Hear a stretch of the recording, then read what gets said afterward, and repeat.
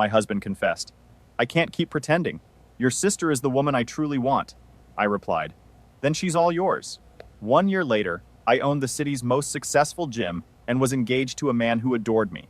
What my ex-husband did when he saw my new life still makes me laugh out loud today. My husband looked at me from the other end of our couch and said, I can't keep lying to myself. Your sister is the person I really want. For several seconds, I could not understand how he had delivered those words so calmly, as if he were changing a dinner reservation instead of ending 7 years of marriage. Then I heard myself answer, then have her. Marcus blinked at me and asked whether I was really going to let him leave that easily, and whether I had ever loved him at all. I told him I did love him, but my love had clearly never been enough for him, so there was nothing left to discuss. He could pack his things and go. What he did not know was that I had a positive pregnancy test hidden in the bathroom and a list of 100 baby names saved on my phone. I had spent weeks planning to tell him on his birthday. Instead, I watched him walk out to meet my younger sister, Vanessa. And 1 year later, when he saw me pregnant, engaged, and standing beside the man who had helped me rebuild my life, his reaction became one of the most absurdly satisfying moments I had ever witnessed. Marcus and I had been trying to have a baby for 18 months. The process had consumed our marriage, our savings, and much of my physical and emotional strength. I had gone through fertility treatments, rearranged my work schedule around appointments, and endured the monthly cycle of hope, followed by disappointment. I also worked overtime for years while Marcus finished community college, because I believed we were building a future together. During that same period, Vanessa was becoming a successful fitness influencer. She had the body people stop to stare at, a university degree, a polished social media presence, and the kind of confidence that made every room seem to reorganize itself around her. Marcus followed every account she had, and regularly liked her bikini photographs, while barely noticing when I dressed up for him at home. I tried not to be jealous because she was my sister, and because I thought a husband should be trusted. Still, there were warning signs I could not completely ignore. Vanessa confided in Marcus more than she confided in her own friends, invited him to work out with her, and once hired him as a replacement photographer for one of her shoots. Each incident could be explained on its own. Together they made me uneasy. The night my marriage ended, Marcus was scrolling through Netflix when he said he wanted to talk. He did not look nervous or ashamed. He simply told me that he and Vanessa had been talking, and that she was better suited to the life he wanted. That sentence cut deeper than almost anything else he could have said. I thought about every overtime shift, every medical appointment, every injection, and every time I had comforted him when he felt behind in life. He was reducing all of that to a bad match, and presenting my sister as an upgrade. When I told him to leave, he seemed almost offended that I was not begging him to stay. He went to meet Vanessa at a photo shoot that same evening, and returned the next morning to collect more of his belongings. Her hair tie was around his wrist, her lipstick was still visible near his collar, and he smelled like her perfume. Whatever technical distinction they might have made about when their relationship began, no longer mattered to me. They had crossed the line before he ever admitted it, and now they were not even trying to hide it. Exactly 24 hours later, my mother called and asked whether I had heard the good news that Marcus and Vanessa were finally together. She sounded pleased, almost relieved, as though the family had been waiting for them to stop pretending. When I asked how 7 years of marriage had become so meaningless, she told me I would meet someone new and added that Vanessa had always been difficult to compete with. That was the moment I realized my family was not confused about what had happened. They had simply decided that Vanessa's happiness mattered more than the damage done to me. I nearly told my mother about the pregnancy. Part of me wanted to force all of them to confront what Marcus had abandoned, but another part of me could not bear the idea of my baby becoming a bargaining chip in their celebration. I ended the call and decided I would focus on the pregnancy quietly until I knew what came next. 3 weeks later, I miscarried. The doctor explained that early pregnancy loss could happen for many reasons, and that stress might have contributed, but there was no single answer that could make it feel less devastating. I went home with an empty body, an empty house, and no version of my future that still made sense. The following Monday, while driving home from work, I passed a neighborhood gym with a handwritten sign on the door. It said they were hiring a cleaning crew and that no qualifications were required. I had no plan, no energy, and no reason to believe a job cleaning locker rooms would change anything, but I pulled over anyway. The owner was a retired bodybuilder with a blunt sense of humor and no patience for self-pity. After looking me over, she said, I appeared to be one good strength program away from remembering who I was. It was the first thing that had made me laugh in months. She hired me, and I began cleaning early in the mornings and after closing. Whenever the work was done, she allowed me to use the equipment. In that weight room, grief became something physical I could move through one repetition at a time. The barbell did not care about Marcus, Vanessa, my parents, or the pregnancy I had lost. It only asked whether I could lift it, breathe, recover, and try again. Not long after I started, I came home one afternoon and found Vanessa helping Marcus remove the last of his things.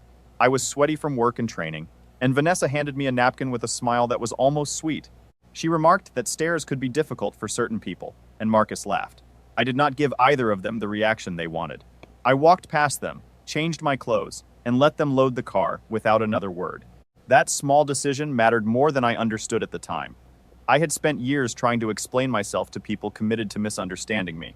Silence was the first boundary I ever set. From then on, the gym became more than an escape. I saved what I could, bought protein supplements and workout clothes that made me feel strong, and learned how to train properly instead of simply exhausting myself. The owner noticed my discipline and eventually offered to pay for my professional qualification. Within 8 months, I had earned my personal training license. I began coaching women at $60 an hour, and for the first time in years, people were paying me for knowledge and attention that belonged entirely to me. One of my clients, Claudia, was married to a real estate agent and had an extensive network of business contacts. She told me I had a rare ability to make women feel capable without humiliating them, and she kept saying the city needed more trainers like me. During one session, she mentioned an older commercial building for sale on the other side of town, in an area with no serious gym nearby. Her husband arranged for me to view it and helped negotiate a price I could realistically consider.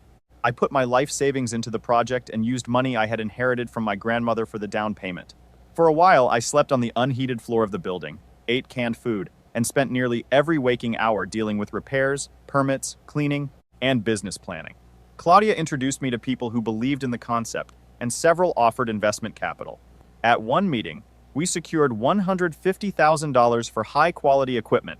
I was terrified, but for the first time, the fear came from building something rather than losing it. Marcus contacted me about 2 months into that phase after seeing on social media that I had become a personal trainer. His message said that acting like Vanessa would not win him back. The arrogance of it was almost impressive. He had decided that every change I made still revolved around him, even though I had not contacted him once. I ignored the message because I was on my way to an investor meeting with Claudia, and I had more important things to protect than his ego. When the gym finally opened, membership grew faster than any of us expected. Within 8 weeks, we had 750 members, and in the first 3 months, the business produced about $50,000 in profit. Claudia looked at the numbers and told me I had achieved more through discipline and service than Vanessa ever had through curated photographs. I did not need the comparison, but I understood why she made it. My family had spent years treating Vanessa as the standard I could never reach. The gym proved that I did not have to beat her at her life. I could build one that was entirely my own. About a year after Marcus left, my parents began pressuring me to attend an anniversary party for him and Vanessa. They called it their 1-year celebration, even though my divorce from Marcus was still moving slowly through the legal process. My mother insisted Marcus had something important to say, and acted as though attending would prove I was mature. By then, I was engaged to Grant, Claudia's nephew. He was tall, educated, quietly confident, and had competed as an Olympic-level weightlifter. What first drew him to me was not how I looked, but the story of the gym and the work behind it. He respected ambition without treating it as a threat. We had been engaged for 2 months, and I was pregnant. After everything I had endured, I was protective of both the pregnancy and the peace Grant and I had created. We discussed the party before agreeing to attend, and we decided that if anything became hostile or emotionally unsafe, we would leave immediately. Marcus's face changed the moment he saw us. His eyes moved from Grant's broad shoulders to the ring on my hand, and then to the curve of my stomach. Grant did not posture or challenge him. He simply stood beside me with the kind of calm presence Marcus had always tried to imitate. Vanessa was pregnant too, but instead of looking triumphant, she appeared frightened and exhausted. She pulled me aside and whispered, "Please help me. Marcus knows." Before she could explain, Marcus stood and tapped his glass for everyone's attention. The room quieted, and Vanessa's face lost what little color it had left. Marcus announced that her pregnancy was not his, because he had recently learned he was infertile. Then, in front of our parents, relatives, friends, and several phones already raised to record, he turned toward me and declared that leaving me had been the biggest mistake of his life. He said he loved me and promised he would never leave again, as though the only obstacle between us was my willingness to erase the previous year. Marcus started walking toward me, and I stepped back without thinking, one hand moving protectively to my stomach. Grant shifted forward only slightly, Not aggressive, but clearly placing himself between me and a situation that was becoming unpredictable. Marcus stopped when he finally understood that I was pregnant. His expression moved from desperation to confusion and then to something harder to read. He reached out as though he wanted to touch my stomach or take my hand, and he began talking about needing a private conversation about our future. I could see people recording from several angles, and the attention made the room feel smaller. Grant squeezed my hand, reminding me of what we had agreed in the car. I used the breathing pattern from prenatal yoga, counting 4 seconds in and 6 seconds out, and then I felt the baby move. That tiny flutter brought me back to myself. I told Marcus in a steady voice that any necessary communication would happen only in writing, and that any in-person discussion would take place in a public setting with other people present. His face crumpled, but I was no longer willing to sacrifice my health for his emotional crisis. Grant and I turned toward the exit and walked at a normal pace, even though every muscle in my body wanted to run. Vanessa stood near the door with mascara running down her face and tried to catch my eye. I looked straight ahead. Once we reached Grant's truck, he helped me into the passenger seat and made sure the seatbelt rested properly beneath my stomach. The drive home was quiet, except for an old rock station playing softly on the radio. Neither of us tried to analyze the disaster while our adrenaline was still high. As soon as we arrived, I opened my laptop and wrote down everything I remembered, including who spoke, what was said, and where people were standing. I knew the recordings would probably spread online, and I wanted my own clear timeline in case the situation became legal. Grant made chamomile tea in my favorite mug with the gym logo on it and talked about the next day's training schedule until my breathing returned to normal. I barely slept that night. The next morning, I called my obstetrician's office, explained what had happened, and asked whether the stress could have affected the baby. They fit me in that afternoon. The doctor checked me, confirmed that the baby looked fine, and gave me warning signs to watch for. She also advised me to reduce stressful contact for the next few weeks, which would have been simple if my family had respected boundaries. When I arrived at the gym afterward, I could tell everyone already knew. Members were whispering near the water fountain, and the front desk staff looked at me with worried expressions. I called a brief staff meeting and told them that our members came to exercise, not to participate in my family drama. Questions should be answered professionally, gossip should not be encouraged, and anything threatening should be documented. My team agreed immediately, and their loyalty reminded me that I had built a community far healthier than the one I had been born into. My mother called while I was reviewing membership numbers and began insisting that I should hear Marcus out for the sake of the family. She described the public scene as a misunderstanding that could still be repaired if I stopped being stubborn. I ended the call calmly before she could pull me back into the old pattern of defending myself. That evening, after the gym closed, I sent Marcus a short written message. I told him I would discuss only necessary legal matters related to our separation and divorce, that I would not discuss reconciliation, and that all communication had to remain in writing. Then I blocked him on every social media platform. My phone buzzed almost immediately, but I turned it face down and went to find Grant in the weight room. He looked up from cleaning equipment and opened one arm without asking me to explain anything. I leaned against him for a minute, grateful that he understood support did not always require advice. I knew there would be more calls, more guilt, and more people trying to make me responsible for Marcus's choices. But that night, I had the gym, the baby, and a partner who did not need to control the situation to stand beside me.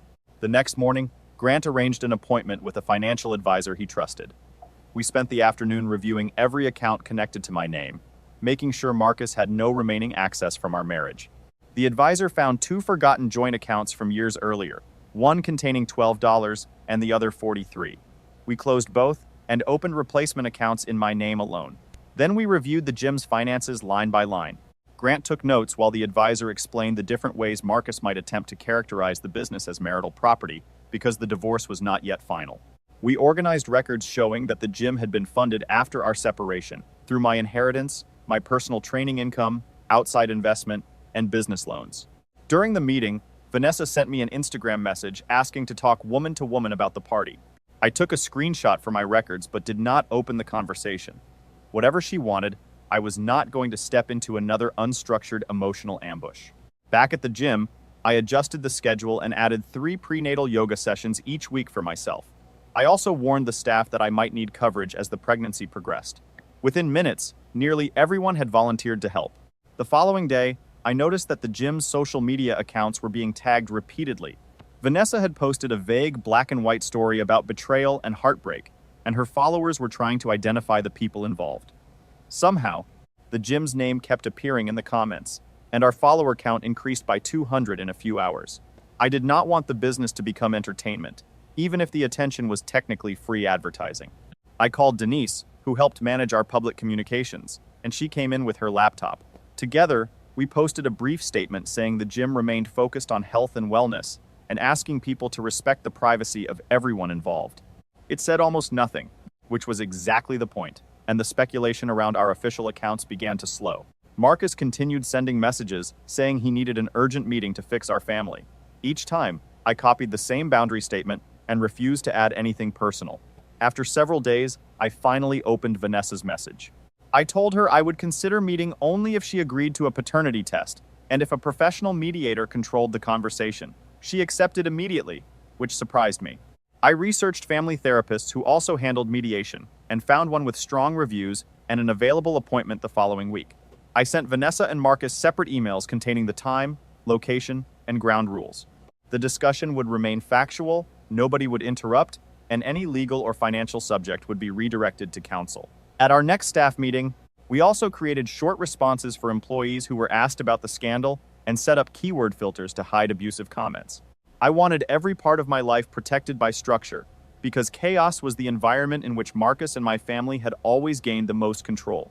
That same week, I found a thick envelope in my mailbox from a law firm I did not recognize.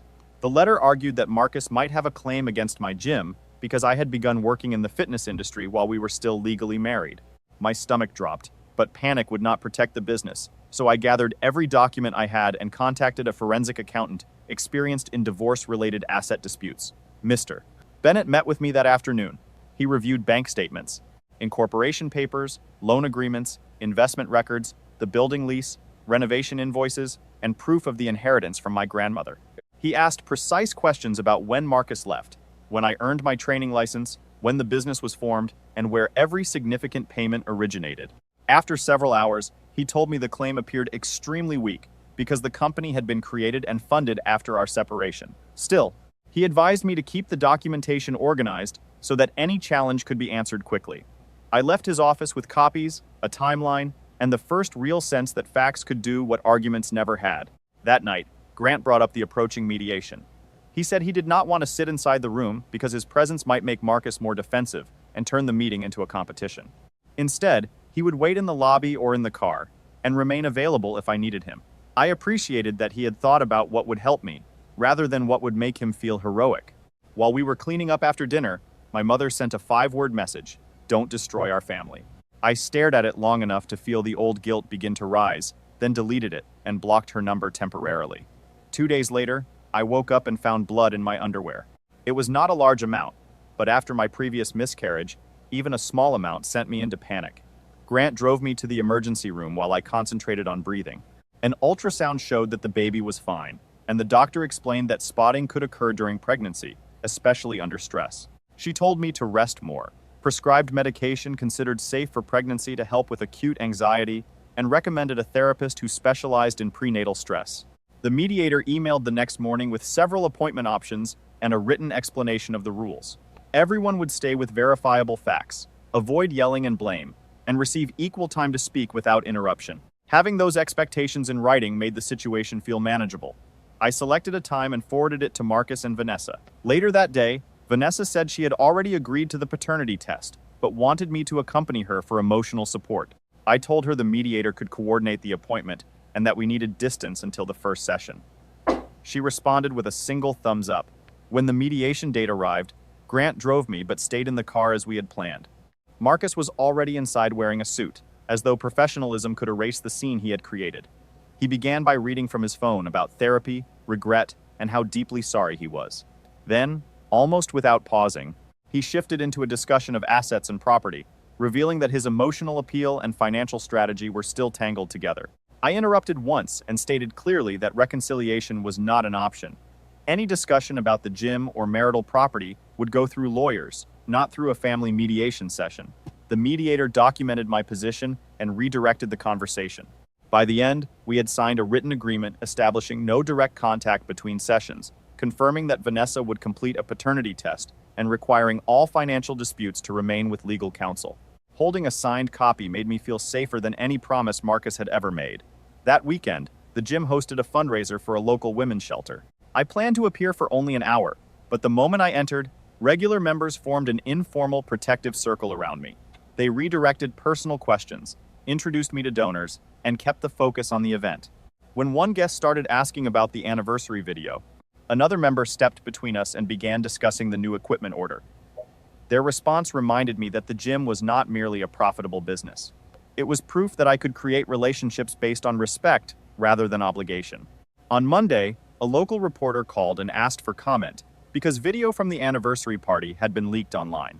I gave her 2 deliberately boring sentences about privacy during difficult family situations and the importance of mental health, then ended the call before she could turn my life into a headline. 2 days later, I sat with the forensic accountant while he walked me through several possible outcomes. The strongest evidence supported Marcus receiving nothing from the gym. But the worst-case projection showed that I could lose up to 30% of the business value if his lawyer somehow proved marital assets had been used. To protect operations, I opened a separate emergency account and transferred $50,000 into it. That evening, Grant found me lying awake and staring at the ceiling. He admitted he had been thinking about our wedding plans and worried that people would always treat him as a replacement for Marcus rather than as his own person in my life. We talked for 2 hours and agreed to slow the wedding planning until the legal mess was resolved. It was not a retreat from our relationship. It was the first time I had experienced 2 adults changing a plan without using disappointment as a weapon. The next morning, I attended my first prenatal class at the hospital. The instructor had delivered 5 children and spent much of the session teaching breathing techniques, birth planning, and how to advocate for ourselves during labor. Every woman in the room looked nervous, but by the end, we were breathing together in a strangely comforting rhythm. 3 days later, at the next mediation session, Vanessa finally admitted that the father of her baby was Nolan Pierce, a photographer she had worked with on several shoots during the previous year. The mediator wrote down his full name and contact information while Vanessa stared at her hands. She said Nolan knew about the pregnancy but had not decided what role he wanted. The mediator agreed to contact him regarding testing and possible co-parenting discussions. Watching Vanessa collapse under the consequences of her own choices did not make me feel victorious. It simply confirmed that the life she and Marcus had presented as perfect had been built on avoidance, image, and dishonesty. Later that week, the mediator informed us that Nolan had agreed to cooperate. He scheduled a paternity test and said he would discuss custody if the results confirmed he was the father. He also requested confidentiality because several of his photography contracts involved major brands that did not want public scandal connected to their campaigns. Everyone accepted that condition. The following Monday, a summary from Marcus's therapist arrived through the mediator's office.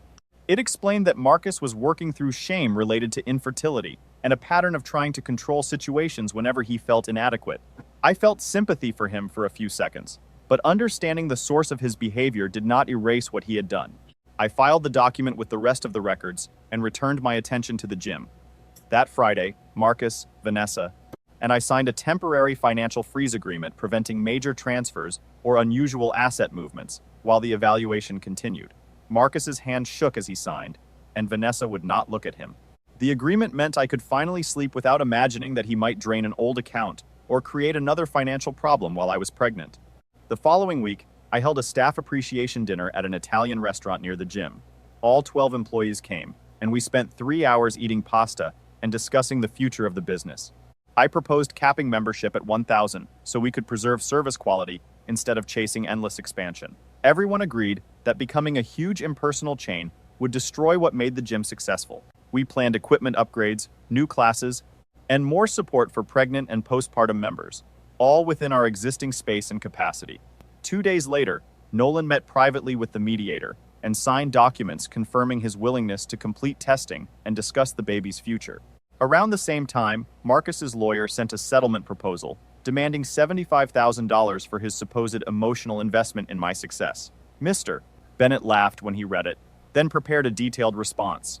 He attached bank statements, tax records, inheritance documents, investment agreements, and loan files showing that Marcus had contributed nothing to the gym. The proposal was not supported by evidence, but it reminded me that desperation often arrives disguised as entitlement. Vanessa texted me 2 days later and thanked me for insisting on mediation, instead of allowing the situation to become a public court battle that could destroy her influence or income. I saved the message and forwarded it to my lawyer without responding. That afternoon, my obstetrician reviewed my birth plan in detail and confirmed that Grant was listed as my primary support person. She gave me copies to keep at home and in the car. Grant and I sat in his truck afterward, reading every page together. He programmed the hospital's direct number into his phone and wrote down the correct entrance for labor and delivery. 3 days later, everyone arrived at the laboratory for the paternity testing. Marcus provided his sample first, followed by Vanessa and then Nolan, who arrived in a rental car looking uncomfortable but cooperative. The technician collected cheek swabs, and the mediator recorded the sample numbers so there would be a clear chain of custody. We were told the results would take approximately 2 weeks. By then, the online gossip had begun to fade because none of us was feeding it with new public drama. The gym's social media returned to normal engagement, and members stopped treating every post as a clue. Mr. Bennett called that Friday with his preliminary report. He traced the down payment to my grandmother's inheritance, the renovation costs to income earned after the separation, and the equipment purchases to business loans issued on the strength of my training revenue and business plan. Marcus's name did not appear on a single relevant document. At the next mediation session, I placed the report on the table. Marcus read a statement prepared with his therapist, in which he accepted responsibility for leaving, humiliating me, and trying to regain control after his relationship with Vanessa collapsed. For once, he did not ask me to reconcile or forgive him. I listened, nodded once, and allowed the mediator to add the statement to the record. Accountability was useful, but it was not the same thing as access to my life. That night, Vanessa announced that she was taking a break from social media to focus on her health and family. Her followers flooded the comments with speculation, but she did not respond. I noticed that I was sleeping better, and Grant noticed too. Exactly 2 weeks after the test, the mediator called each of us separately with the results. Nolan was confirmed as the father of Vanessa's baby, with a probability greater than 99.9%. The answer did not directly change my future, but the certainty ended one more source of chaos. Vanessa and Nolan began separate mediation sessions to create a co-parenting plan. According to the mediator, they communicated more responsibly than expected. Nolan had reliable health insurance through his work and offered to add the baby to his plan.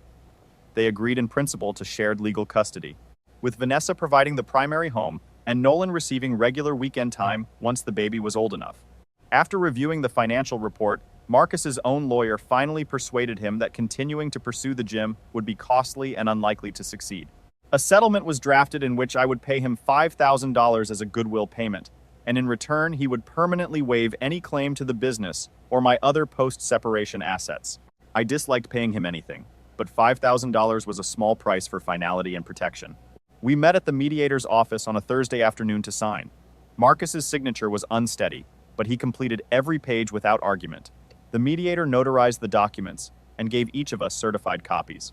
The pressure that had been sitting in my chest for months finally eased. I returned to my normal routine, reduced my teaching schedule, and concentrated on the pregnancy. Grant attended every appointment and practiced the breathing exercises with me in the evenings, never treating preparation as something that belonged only to me. Life stayed calm until 5 weeks before my due date, when I was teaching an early spin class and a contraction hit hard enough to make me grip the handlebars.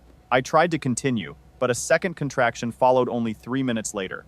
One of the members, a nurse, immediately got off her bike and helped me into the office. Grant answered on the first ring and arrived 12 minutes later. He collected the hospital bag we had packed weeks earlier, helped me into the truck, and drove quickly without becoming reckless. The contractions intensified on the way, but the breathing practice gave me something to focus on. At the hospital, the nurses took me directly to labor and delivery. I was already 6 centimeters dilated, which explained the intensity. Grant held my hand and counted through each contraction while the staff monitored the baby.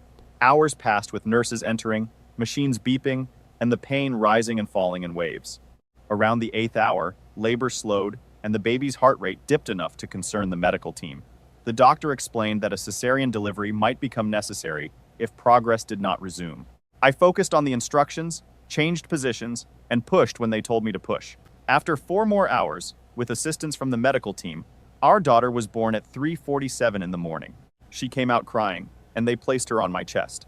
Grant cried when she wrapped her tiny fingers around his pinky, and seeing him lose his composure in that moment made me love him even more. She weighed 7 pounds, 2 ounces, and was healthy despite arriving early. While the nurses cared for us, and Grant slept in the chair beside my bed, I sent Vanessa a brief message, wishing her a safe delivery and telling her to take care of herself. She read it but did not reply. I did not send it because I wanted a relationship with her. I sent it because I no longer wanted bitterness making decisions for me. We stayed in the hospital for 2 more nights, learning how to swaddle, change diapers, and understand the strange rhythm of caring for a newborn. When we arrived home, containers of food covered the porch. My staff had organized a meal schedule without being asked, and every casserole, soup, and salad came labeled with heating instructions. I sent my assistant manager the information she needed to control the scheduling system and told her I would be unavailable for 2 weeks.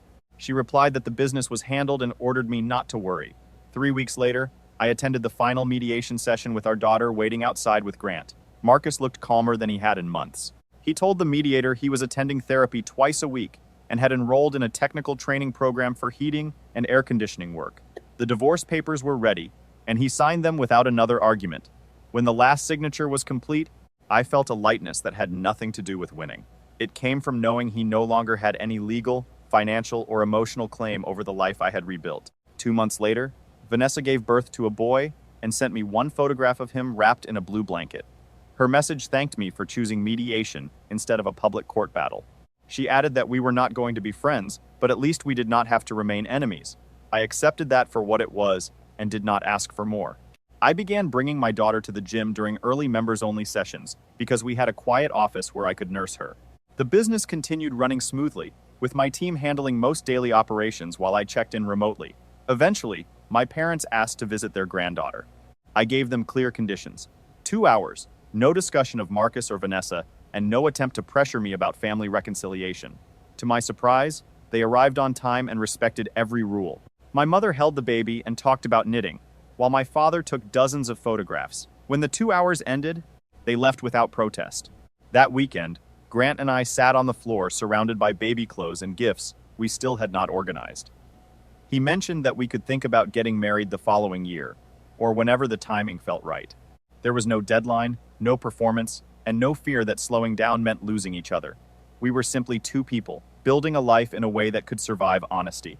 A year earlier, Marcus had chosen my sister because he believed she represented a better future. His choice destroyed the life I thought I wanted, but it also forced me to see how much of that life had depended on my willingness to disappear inside it. I did not rebuild myself to make him regret leaving.